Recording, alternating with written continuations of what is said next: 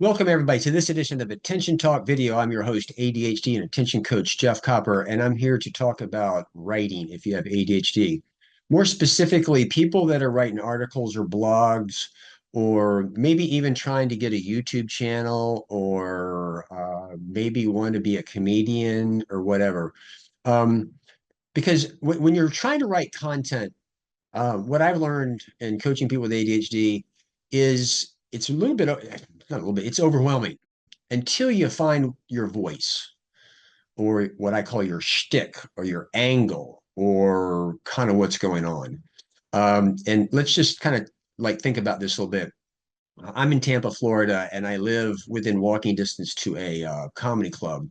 And I go there all the time, and it's interesting to watch some of the comics.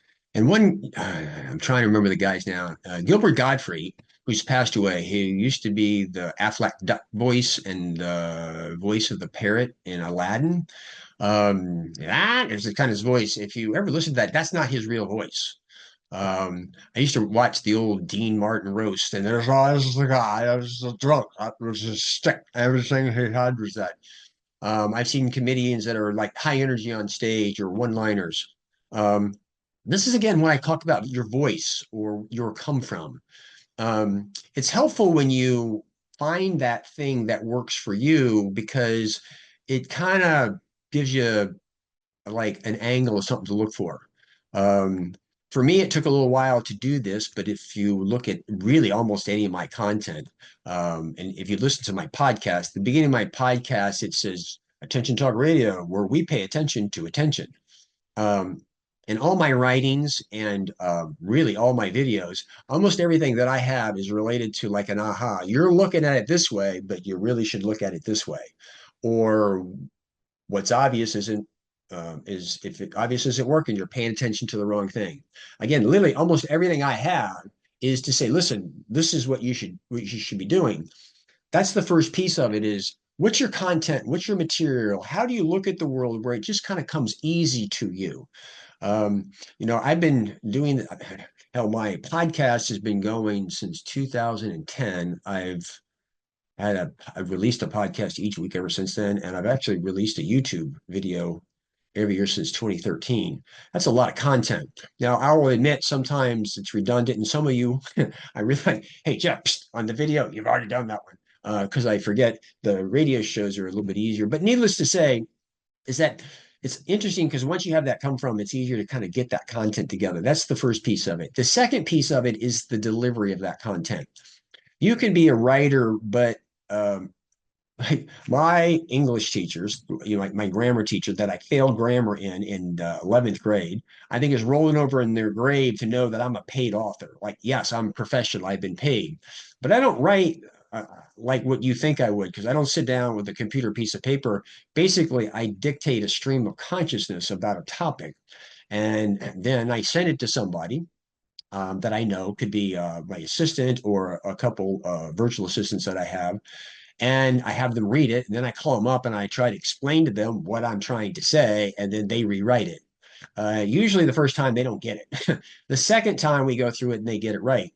And so the point that I'm trying to make here is um, if you struggle with blogs or articles or different types of things, one of the things to search for is to kind of work on where you come from and where your voice is. So your question, how do you do that? It's not an easy thing to do per se, but here's what I have found be helpful is don't look at what you want to write or what your voice is. You really just need to look in your rear view mirror. So let me give you an example.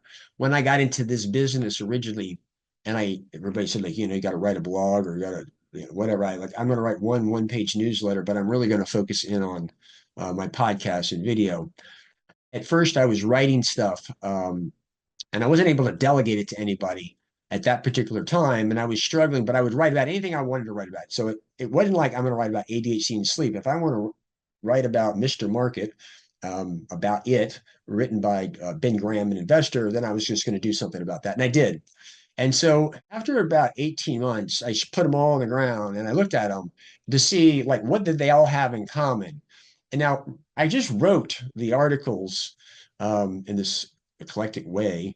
Um, based off of what I went and did. But when I look back, what was common with all of them was this, they all had an insight, which began to explain why I couldn't get other people to write the articles because they didn't get the insight, they couldn't write the article.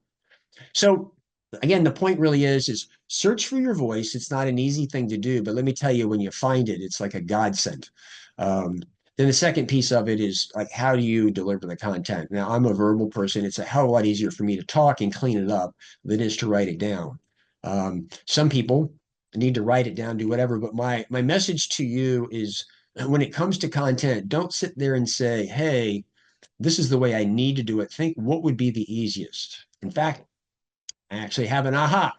I remember I was mentor coaching another coach one time who wanted to write a blog, and they were struggling.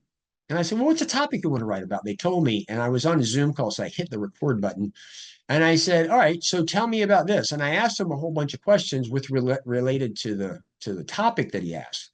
Got done, and I hit it off, and I said, "I tell you what, I got something. I'm going to send you the audio portion of what happened because I just recorded them. I want you to have it transcribed and I want you to take my questions out. I want you to see what you got." And sure enough, looked at, wow, that's actually pretty good. And I needed a little bit of grammar tweak and stuff like that. But notice is that to get the material out, I interviewed him, right? Didn't have to narrate it. I just asked him questions again to get it out. So the point of this video is to say, if you're a content creator, um, work on your voice. It's a difficult concept, but it's when you do, it makes it a lot easier.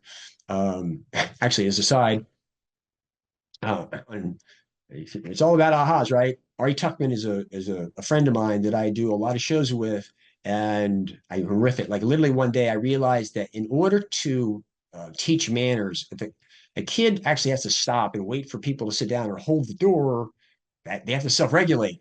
That's an impairment with ADHD. So manners are actually an exercise. So I sent an email off to Ari. Ari, manners is an attention exercise on an interview. Boom, he said yes, and we just got on and riffed it.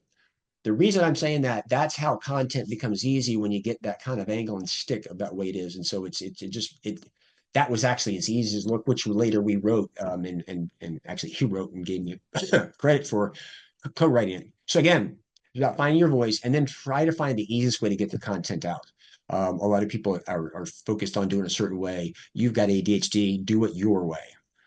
If you're new to this channel, please hit the subscribe button. If you're a regular subscriber, like your comments. Also, we do a video now, a short. We're also doing lives on cognitive ergonomics from the inside out, which is a new ADHD intervention. If you like my content, I would encourage you to check that out. And also, we appreciate any donations by hitting the thanks button for what we do. With that, we hope you've enjoyed this edition of Attention Talk Video. Take care.